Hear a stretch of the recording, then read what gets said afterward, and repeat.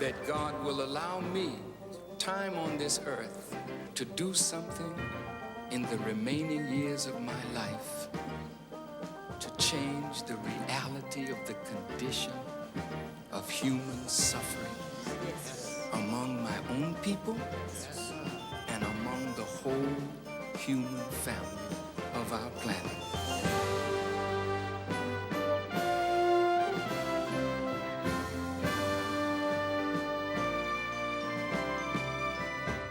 Like we always do about this time. I don't know. Yeah.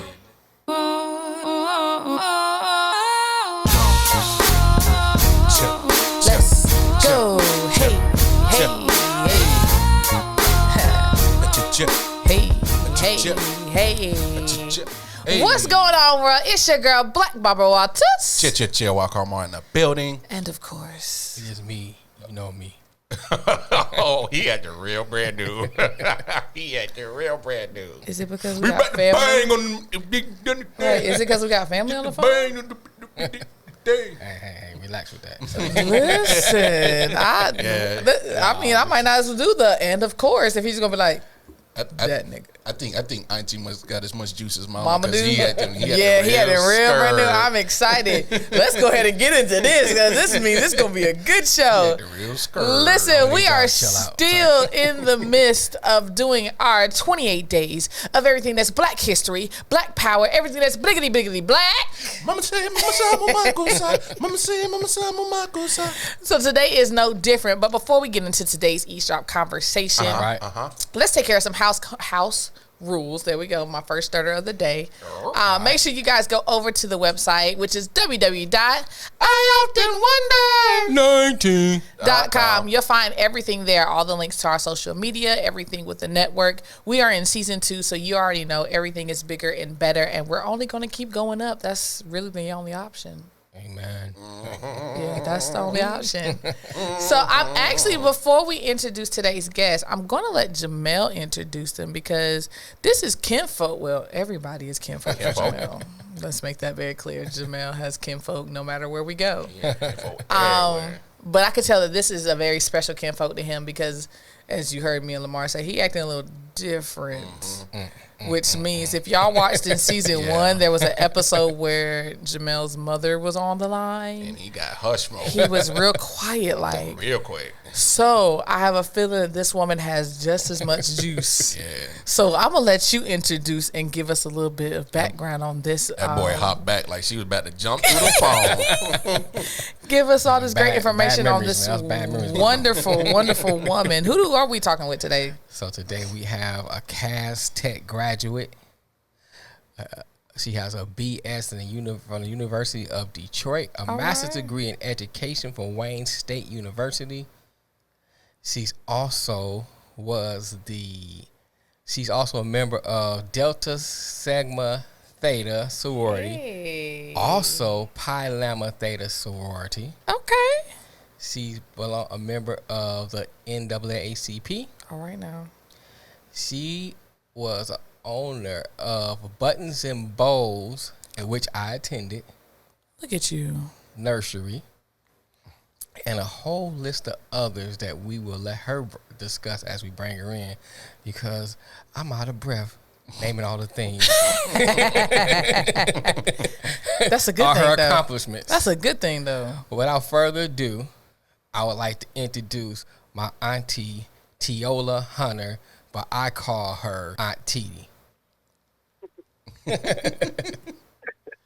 Thank you.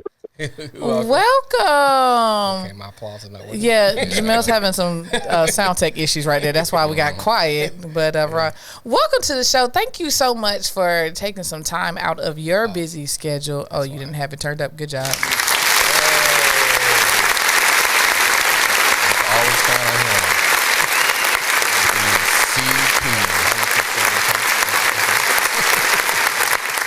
Season 2, Jamel still has technical issues. But thank you for taking time out of your schedule to sit down and talk with us for a little bit, us little folks. Your list of accomplishments is amazing. Long. It is inspiring.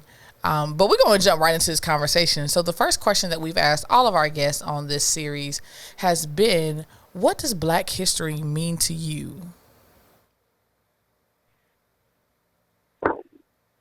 First and foremost, I want to thank you for the opportunity to have to share this time with you, with all of you this afternoon.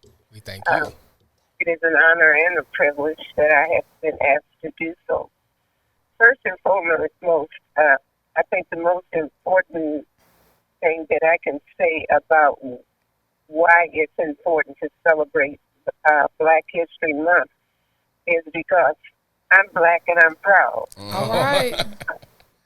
And I think that for many years, when I came along in elementary school and et cetera, because I know I'm much older than any of you who are on this line today, I didn't realize the importance of being Black because all of the books that I saw, they had non-Black in the books and they even didn't have Black dogs Wow. in them.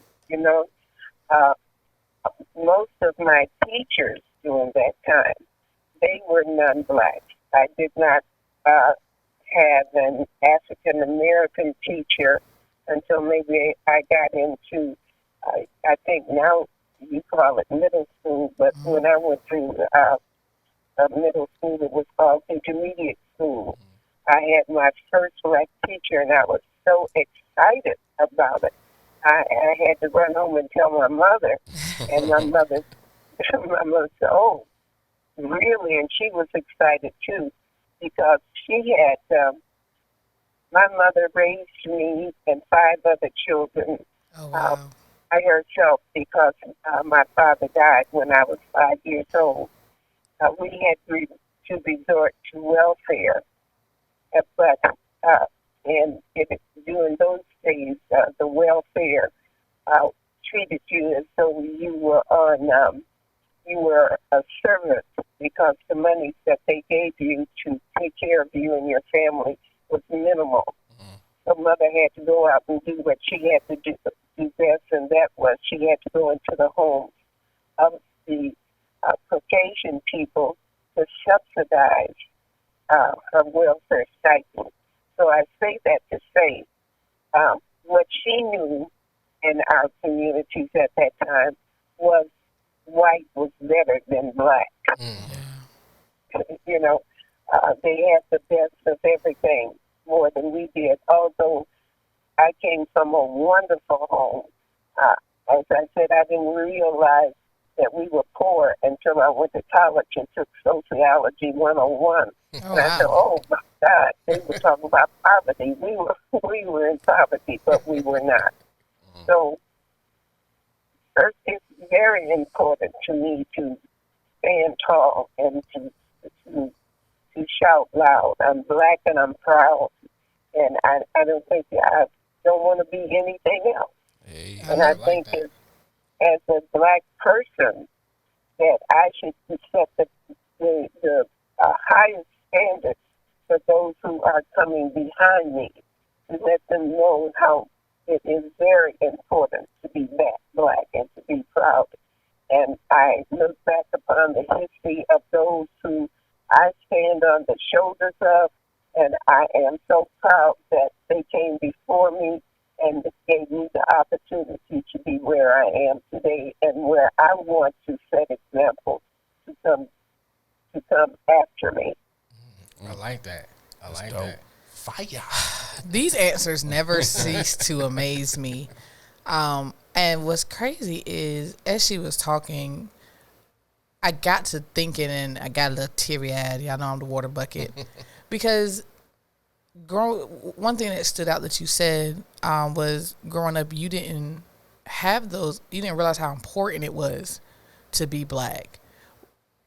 So that brings me to the question of, when did you realize that being Black was super important and that it made a difference in this world?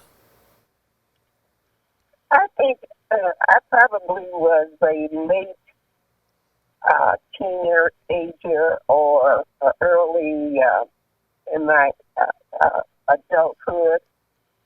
You know, it was when probably when they came out, the entertainer came out and said, "I'm black and I'm proud." So, because in my nursery school, I was teaching young children, and one of the little boys ran up to me and said, Miss Hunter, so-and-so called me black. Now, that was in my nursery school, and I had a master's degree. And here, a little kid in my nursery school at his age did not want to come to be called black. Wow. And I told him, I said, well, what are you? And the poor little child couldn't even tell what he was. I said, listen, dear, we're all black. I said, and you must understand that it is a privilege to be black. Yep. If someone called you black, you should have turned around and where's the little boy who said that? And I asked the little boy come over, and you should have told him, thank you. I know that's right. Thank you for realizing my greatness and my skin color. Appreciate you. That's right. That's right. Now, So go ahead. it has just been in recent years that it has been honorable to be what we are. Right. It really is. So let me ask you this, because this is going to dive into a little bit of your accomplishments, which your list is so long. But one of the first things I wanted to talk about was you being a part of the NAACP. Thank you. Yeah, all them letters into one. NAACP. Listen, I mess it. Y'all know I mess that up every time. I'm like, listen, acronyms. Just give me the words. How did that change your view on being a black woman in a group of people like that? Well, they had so many people in the NAACP that had really come before me with a great historical record. And when I listen to people like Martin Luther King and Martin Luther King and others who were talking and were members of the NAACP, and it made me feel proud to be a part of them. When I first joined the NAACP, I really joined it, not knowing the records that they had. But, the NAACP goes all the way back to almost slavery time. Right. That's right. And then when I looked at the history of what the NAACP had done for black people, I said, this is an honor. Right. An honor to be part of an association that has such a history that before we were able to vote, they were out fighting for us. Mm-hmm. That's good. When I wanted to say, when I think about like the city of Detroit, you think about I think about Martha Jean the Queen on the radio, Mildred Gaddis, Mason, but who else stands out is my Aunt Titi. I remember when I was a kid at Buttons and Bowls, and I had to see her in there. I always looked up to her. I was like, she is such a beautiful and elegant woman. All right now. And it made me proud to know who she is. And, I used to go around telling her, that's my Aunt Titi, that's my Aunt Titi, that's my Aunt Titi. I was telling everybody, I was proud. As a child, I realized, how great she was. And when I think about the city of Detroit, she is ingrained in the history of the city of Detroit. Fabric. Wow. Yeah. And I think that is something that should be celebrated and to be proud of. Listen, I'm proud that she's your auntie. Now that makes her our aunties. So, we're all related. There you go. That's right. I love it. When I think of Buttons and Bowles Nursery School, one of the main reasons of my starting Buttons and Bows nursery school was because I had gone in getting my master's. I had taken classes and had made trips to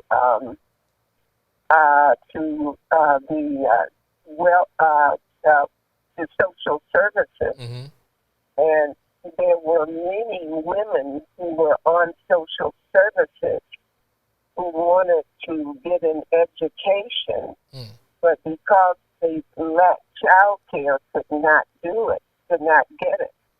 And so when I opened my nursery school, I got licensed through the Department of Social Services so that people who were receiving subsidies from the Department of Social Services, that they would have a safe place to put their children, that their children could stay at Buttons and Bows, and social services would pay for it, and they could attend school, they could finish high school, they could go to college, and social services would pay for it.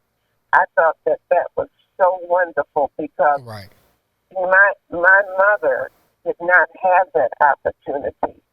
And I said, only if my mother had lived during this time that she would have had an opportunity to get an education, because my poor mother only had a fifth grade education. Wow. And she had to resort to social services.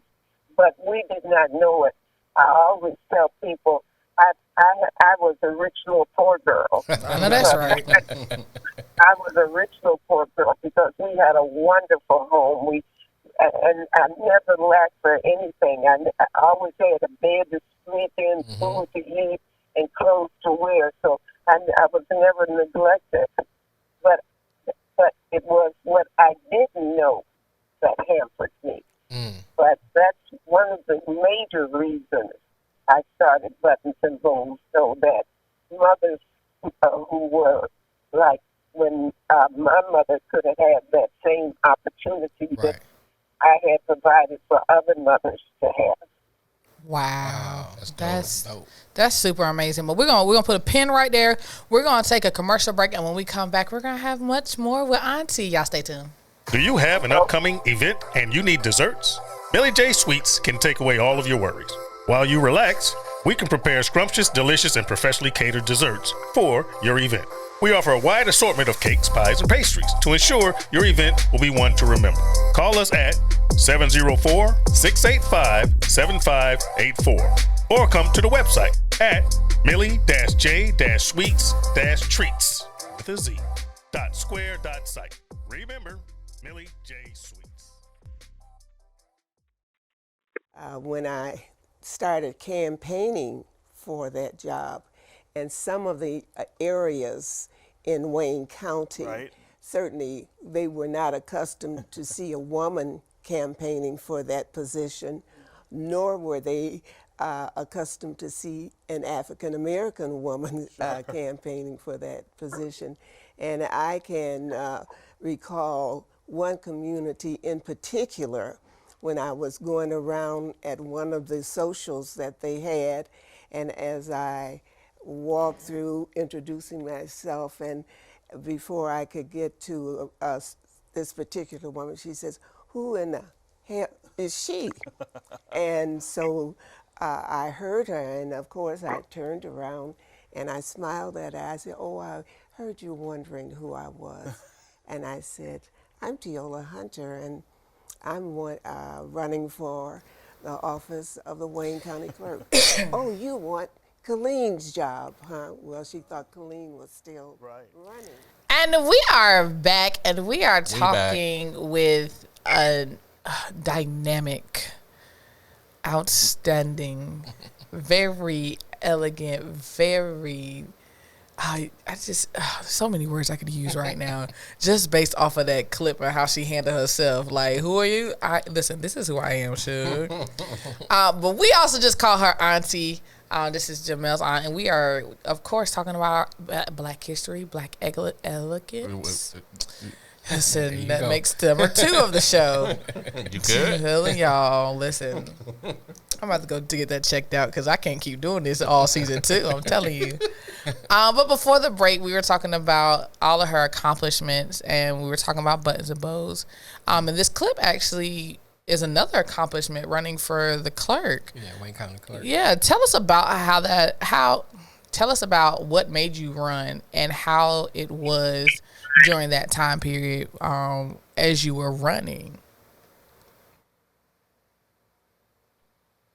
Well, when I decided to run for an office, I first ran for city council. I didn't know anything about city council. Mm-hmm. And so, and one of the first fears that most people have, including actors, is public speaking. Mm-hmm. And when I found out that you had to go out and talk to people about what you were all about and what have you, I was just politically dumb. Because I still am. I didn't know what to talk about or how to talk about it. Mm-hmm. But I kept on saying, if you keep on doing this and keep on doing it and keep on doing it, and that's with anything worth having, you keep doing it until you get it right. Right.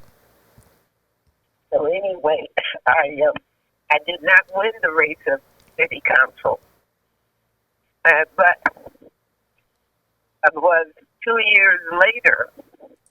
The UAW had seen me in the race, and I had gone up to Lansing and helped write the bill for daycare centers.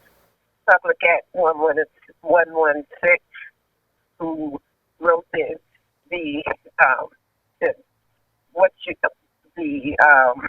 responsibilities that one must have to run a child care center and the techniques that one must have. So I helped to write those bills, and I interacted with people in the legislature, and I would see them, and of course, they were majority white.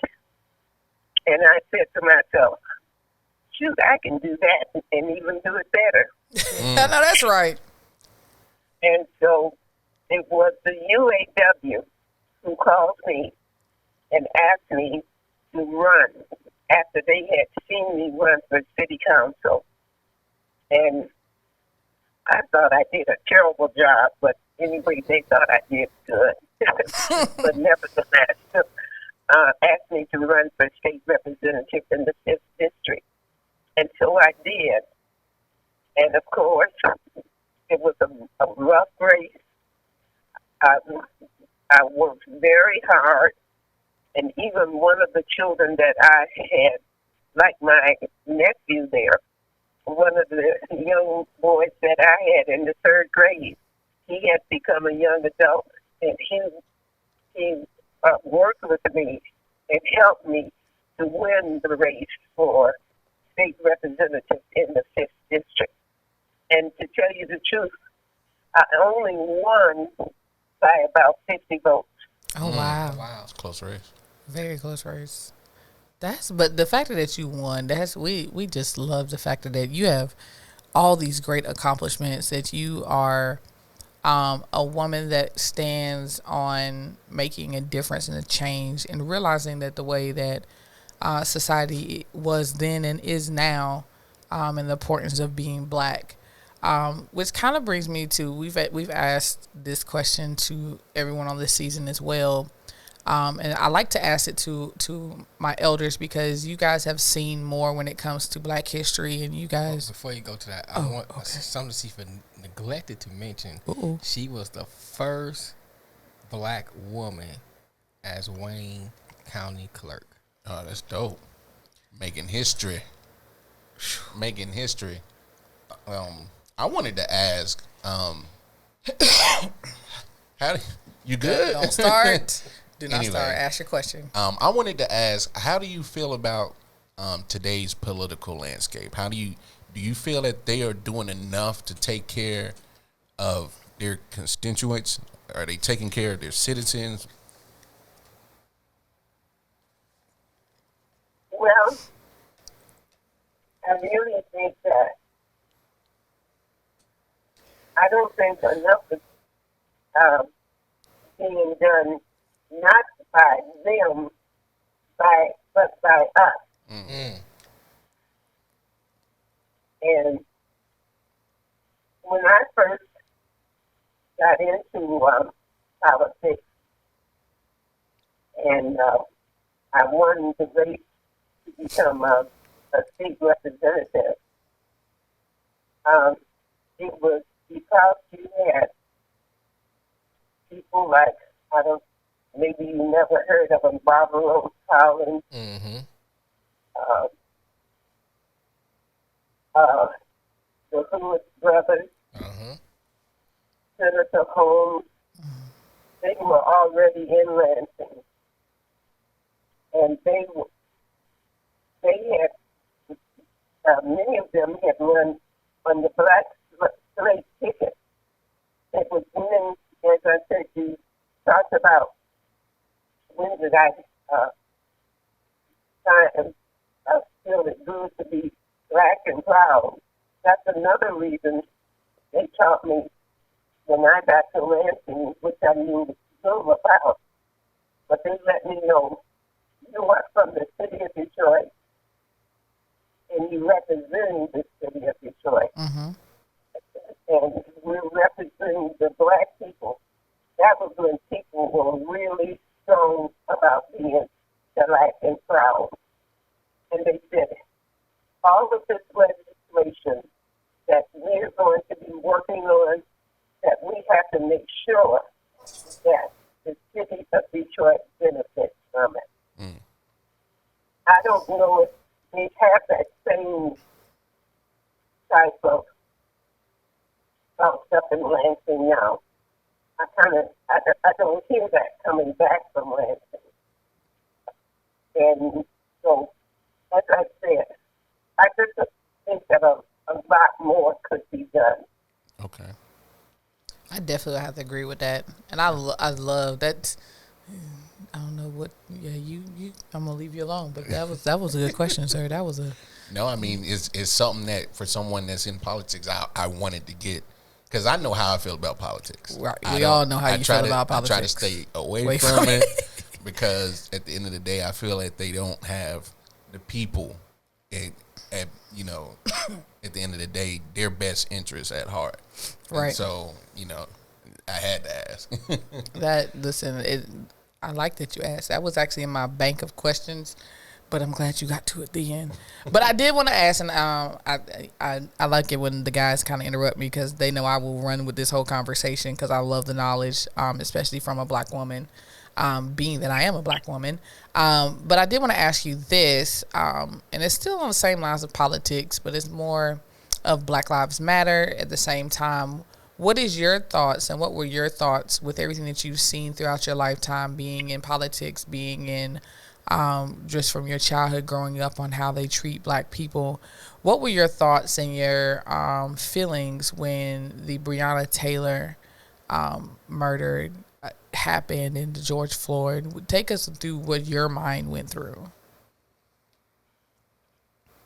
Well, my mind too went through just what had happened, and that was not enough was being done to acknowledge what the police had done where our loved ones were taken.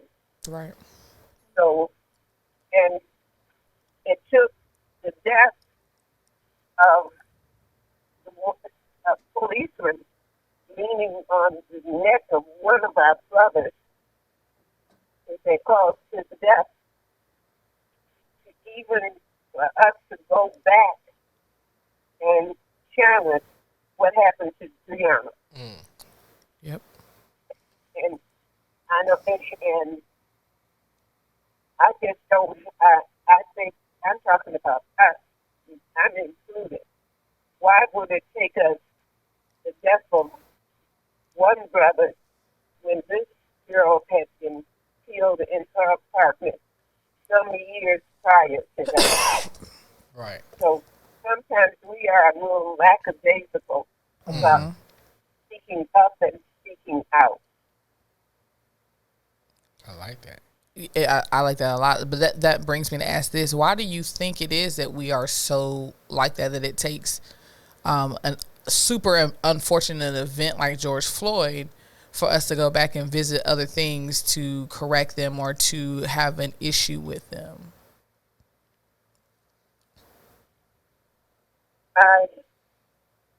You know what? I really can't really answer why we're like that.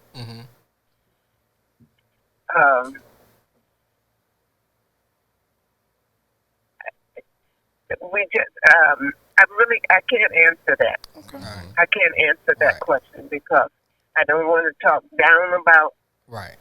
someone Mm-hmm. or our people, Right. but I'm included in that bunch. Yeah, we You all know, are. I did not speak up.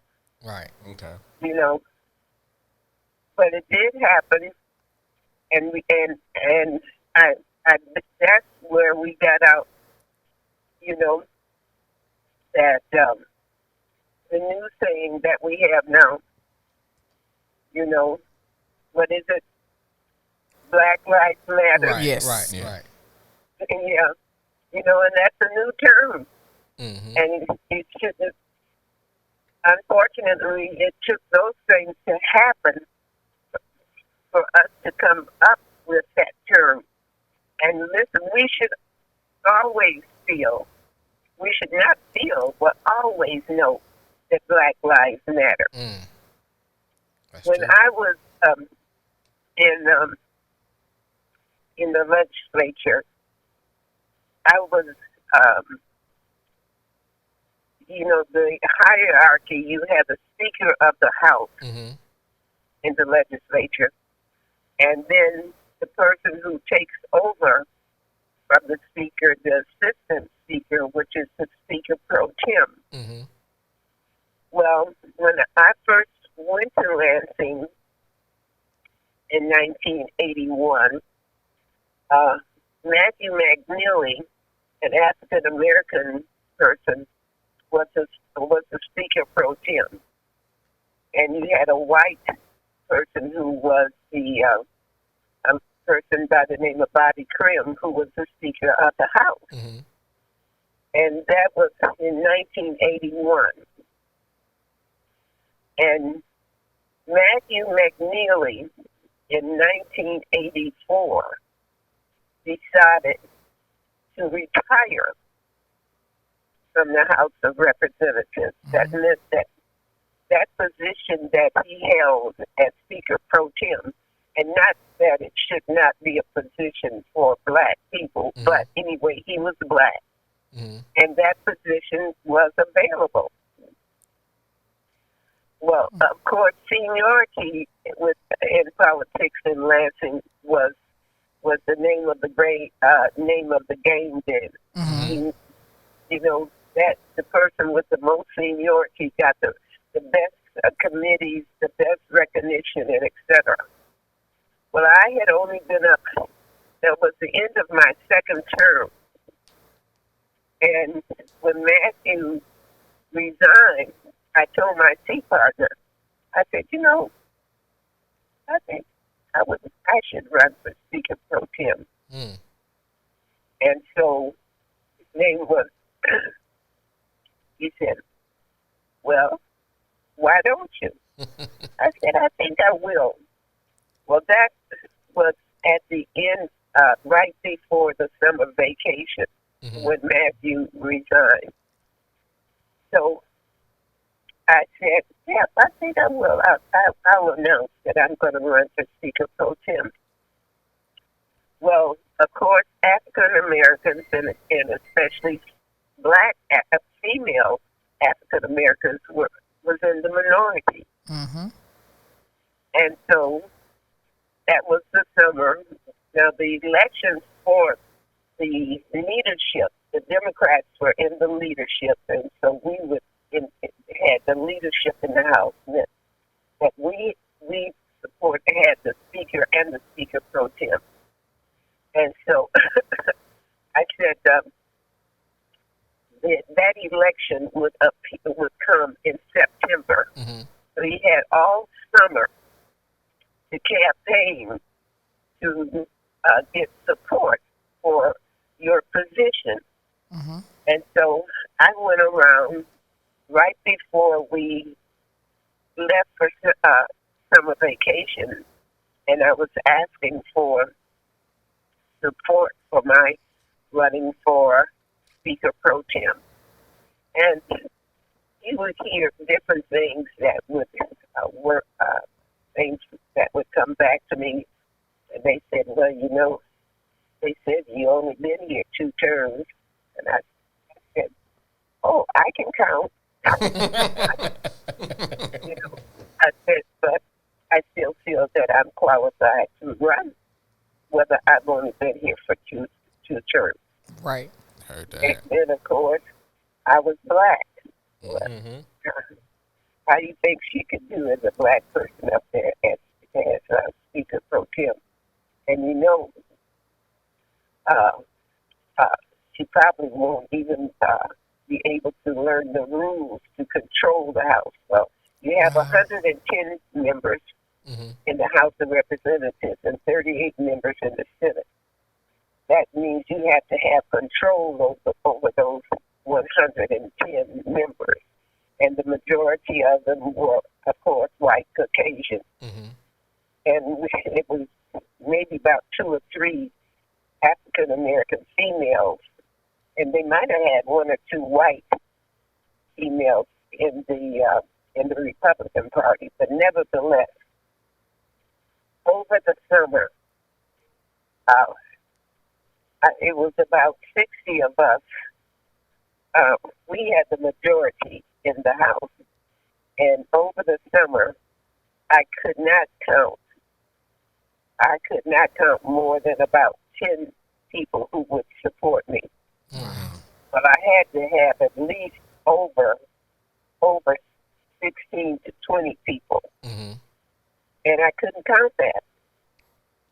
And so the Labor Day, we were supposed to go back to Lansing the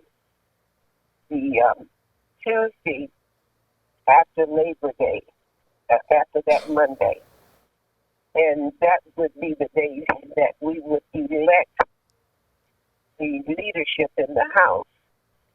Well, my seat partner, Raymond Murphy, who was my seat partner, Ray called me up that Sunday before Labor Day, and he said, well, why aren't you up in Lansing? Say, don't you know all the people who are running for office?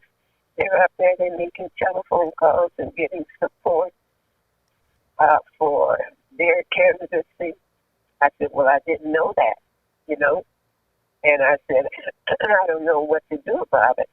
Well, there was a male who had been in Lansing, had far more seniority than I did. And so he had approached me during the summer, and he said, you know, Teola, you know, you don't have the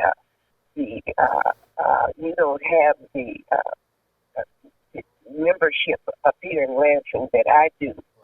And he said, so, you know, you should just run for assistant Speaker pro tem and just give all those votes to me, and I would just I would be the Speaker pro tem, because he hit his pocket, you know, like me, and you hit your side pocket.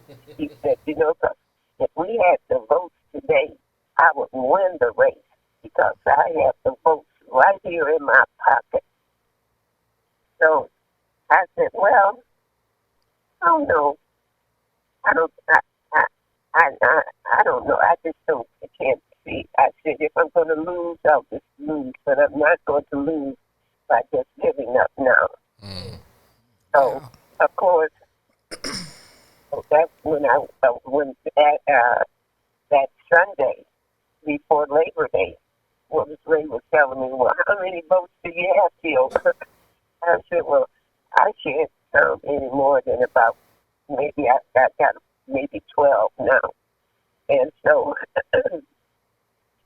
he said, well, you know, you better get on that telephone and call around and try to get support. Well, when I walked into my office on that Tuesday, I still couldn't count more than about 12 votes. And so I sat down, and I always keep a Bible on my desk. And I know that's right. I read the scripture, the Lord is my light and my salvation. Whom should I fear? Or whom should I be afraid? And I read that scripture, and when I put it down, a state representative from Warren, Michigan, looked like walked into my office right at that time. He said, his name was Dennis Dutko. He said, Teola, are you still in the race for Speaker Pro Tem? I said, oh, I don't know, Dennis. I said, I really can't count the majority of votes that I need. He said, well, you just stay in that race. Don't get out. He said, you know, the name of the game is, you know, you make deals up in Lansing. I'm not a deal maker. I don't know how to do that. He said, I got people that owe me. And he said, I'm going back to my office. I'm going to make some telephone calls. And I'm going to get you some votes while I'm gone. All right now. And so I said, well, thank you. And he left out. And then my telephone rang. It was a state representative from Southfield, Maxine Berman. He called. A Jewish lady. She said, Teola, you still in the race? I said, I don't know. As of a few minutes ago, Maxine, I said, at first I was thinking about getting out, but now I said, maybe I better stay on in. She said, yeah, stay on in. She said, because I have folks who owe me. And I got to take some telephone calls. Collecting debt. So, you get out of that race. And so, boy, a smile came on my face. And then you heard of the stalwart, haven't you? Yes, ma'am. Elma Stalwart. You heard of her? Yes, ma'am. Well, Elma was running for Speaker Pro Tem also. So she called me down to her office. And she said, Teola, you know what? I'm in this race, but I don't think I can make it, but I think that you can. He said, I'm going to call and give all my votes to you. If you promise me that you will support me as chairperson of the Black Caucus. I said, whether you gave your votes to me or not, Elma, I would support you for the Black Caucus, you know. But I told her yes. Well, that put a smile on my face. I felt great. And so right after lunch, we had to go into the caucus. The caucus means all of the party, the Democratic Party, they get together, and they had their votes. And so the fellow who had who was running against me at the same time, he told me he had all the votes. He was sitting there. So when I passed by him, I tapped my hip. When I passed by him, I hit my hip like I got all these votes in my pocket. I love it. I love it. We're going to put a pin right there. We're going to take a quick commercial break. And when we come back, we're going to finish up with Auntie. Y'all stay tuned. Looking for a great home-cooked meal and you don't have time to prepare it? Well, your solution is here. Mad Mac Catering. The food is made with love and with a touch of soul. Contact us at 704-516-4334 or on Twitter at SmadMac or the website www.madmax.net. That's www.madmacs.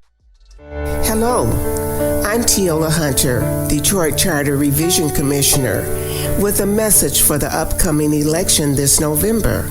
Over the years, I've encouraged voters to vote in elections. Many people have lost their lives for the right to vote.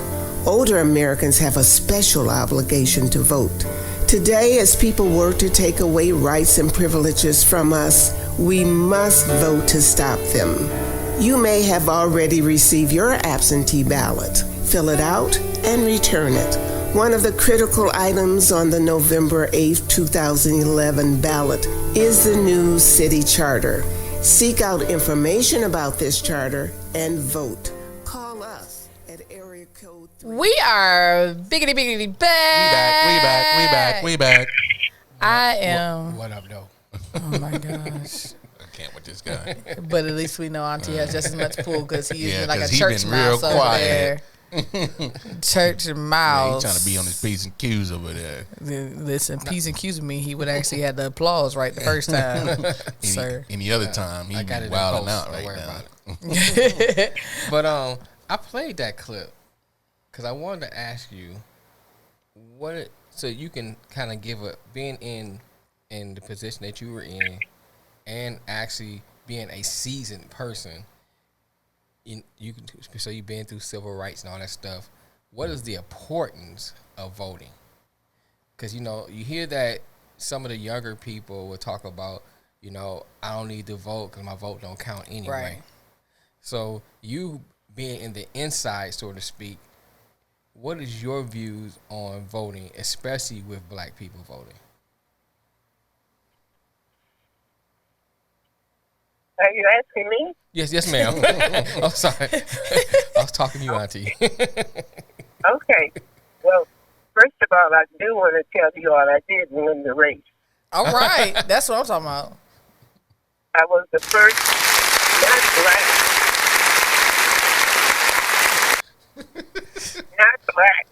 not black female, but the first female voted Speaker pro tempore of the Michigan House in Michigan. It was the first time they ever had a female in that position. That's awesome. Setting standards, setting bars. I love it. But you see the importance of voting. Yes, ma'am. Well, how do you think that you ever get your rights if you don't vote? And that's what's wrong with the city of Detroit. Yes. People are not getting to you. You can register these people, but if you don't go to the polls and vote, then whatever your concerns are, or whatever you would want, you can't. 9 times out of 10, the person who represents you will not get in office. Right. So,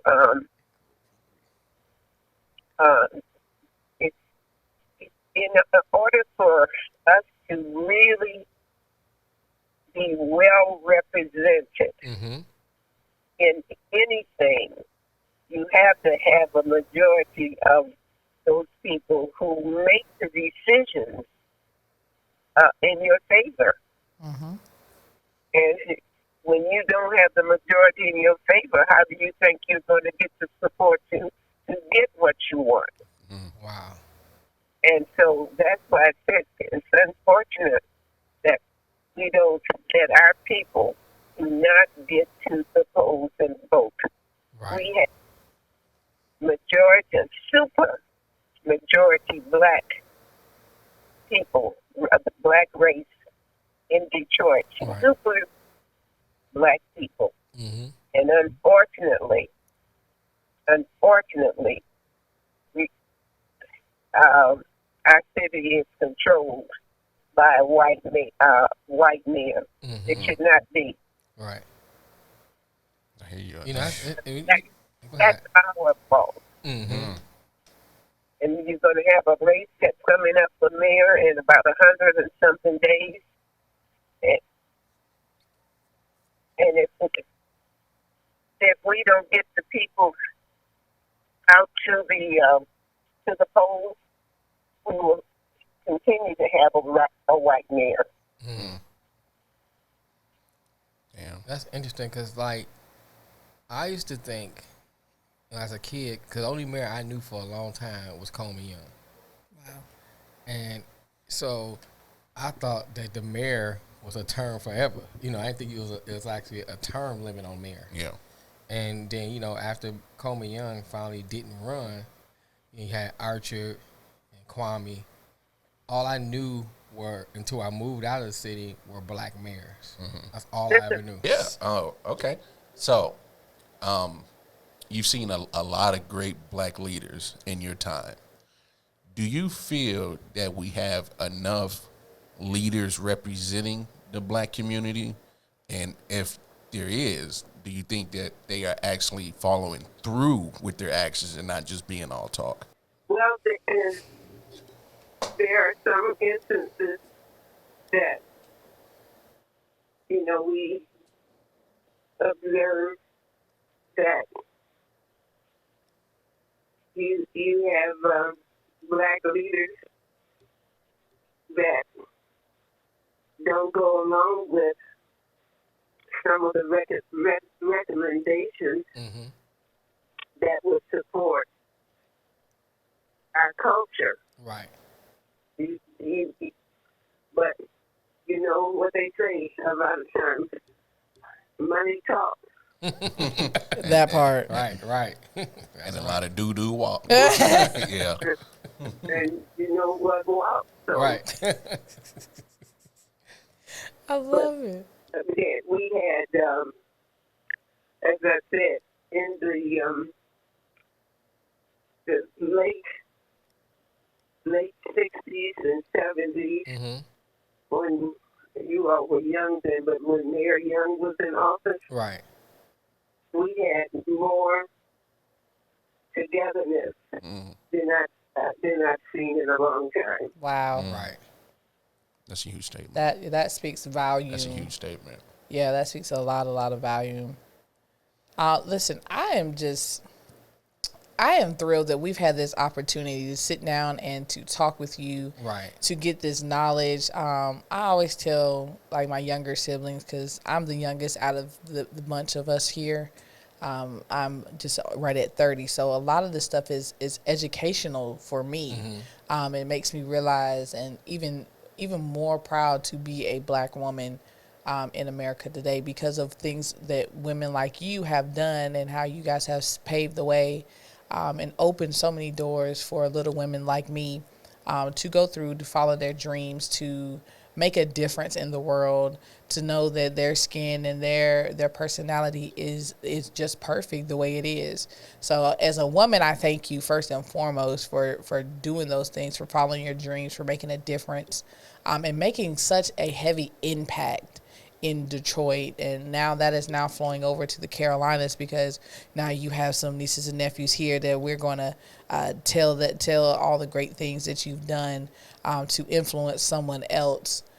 So thank you so very much for sitting down with us. I'm really. That was random. It wasn't random. It was a good place for one. He just has to warn people.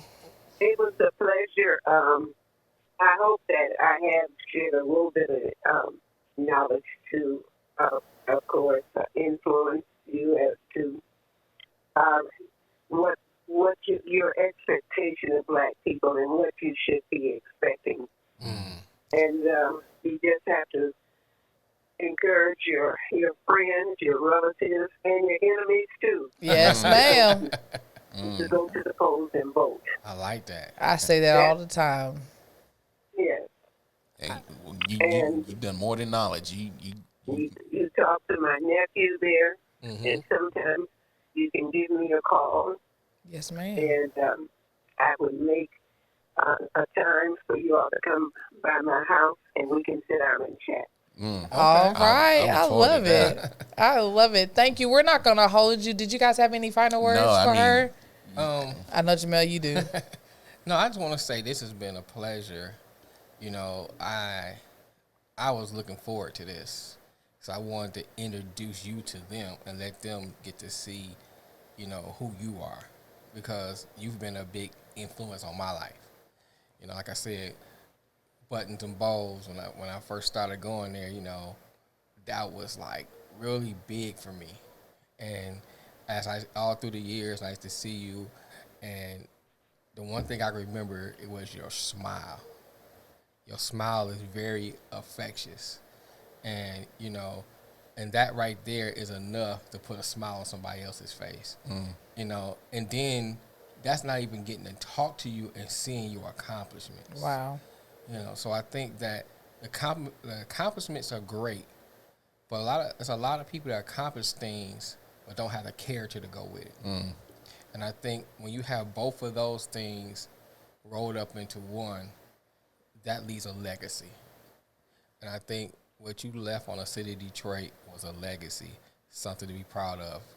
I thank you for coming on the show, and I really appreciate you gracing our presence. Yes. Very much so. Well, I'm going to be listening and see what you all are doing, and I'm happy that you all are interested in today, what's happening today, so we can have a better tomorrow. Amen. And it takes young people like you to encourage young people and older people and everyone else that we've got to vote in order to get our opinions heard and worked on. You've got to get out and vote for the person who represents you. Okay? I love it. Thank you. Thank you so much. Okay, God bless you. God bless you too, Auntie. Man, Okay, bye-bye. Bye-bye. that was dope. I mean, just listening to her, speak about the importance of voting. Right. And just me personally, I've been kind of mixed feeling about politics and voting and things like that. But just to hear her say that, my mom all the time, oh, go vote, go vote. And, Right. My dad or my grandfather said, go vote, go vote. But just to hear someone that's been in that world of politics and emphasize the importance of go voting. So, Right. I mean, that opened my eyes on how important it is. Because I'll admit, the last presidential race, I didn't vote. I felt like I didn't have that representation of me, of what I need for me and my family. But, your aunt did it. She Yeah, she'll pull something out of you. she pulled at some strings that make you be like, you see the bigger picture. Right. So, that's dope. Damn, how many other influential people you Right, got in in your your family, man? life. God damn. Sweet Jesus. You got all these influential people in your life and you just still a nugget. That part. How did he still end up being just a nugga? Just a nugget. Steal that.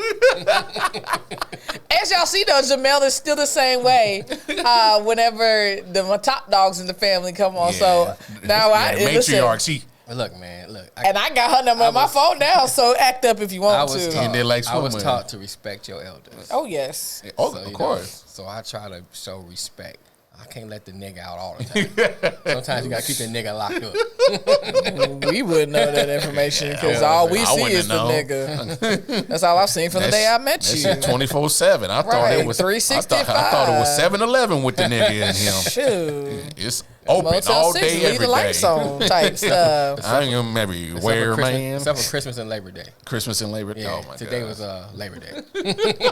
Anyway, I hope that you guys took away some great pointers and some. Drop bombs. Listen, because that's exactly what it was, a bomb drop. You need to get an organ over there. Like, Right. little church music. Listen, if you guys have been missing, please go back and look. This has been these 28 days, everything that we have going on, the preparation we've done for this has been amazing. It has been eye-opening. It has been confirmation after confirmation for us. It's been great. So stay tuned. We have much more coming. Until next time, you already know. Oh, wait. Make sure you go to the website. For all those that are new, thank you guys for tuning in. Please join us on Clubhouse under I Often Wonder, or you can search Jamel Thompson. And we'll go from there. You just add this on there. You'll get access to our lives when we record. You get the uncut behind the scenes, all the craziness before we hit the button. Everything is on there, and you get to interact with us live and be a part of the show. You can also join the IOW Sports Network, where the guys are running the show. Every Monday and Thursday live stream. Yes, I joined them Facebook, on Thursday. YouTube, Listen, Twitch. if you've missed it, they've gotten some amazing interviews, some amazing people. And of course, it's, we're recording. This is pre-recorded, so I have to say, unfortunately, his boys are going back to the Super Bowl. Hey, we going to the chip. We going to the chip. Brady, please give him a run for his money. Why would you? Because this is me. Don't. I love you, but Don't you put that on me, Ricky Bobby. I love you, but I've got to do my it. I gosh. had to do it. He ain't with y'all no more. Let it go. It doesn't matter. It doesn't matter. I still love Brady. That's, I don't care. He's still the GOAT. I don't really care. Until next time, I'm your girl, Black Barbara Walters. Chill, welcome arm out the building. And of course, y'all know me. That nigga. We love y'all. Until next time. I said, don't think about it. Came up as a church boy with my dukes on weekends. Waking up at like 6, man, you don't get paid if you sleeping.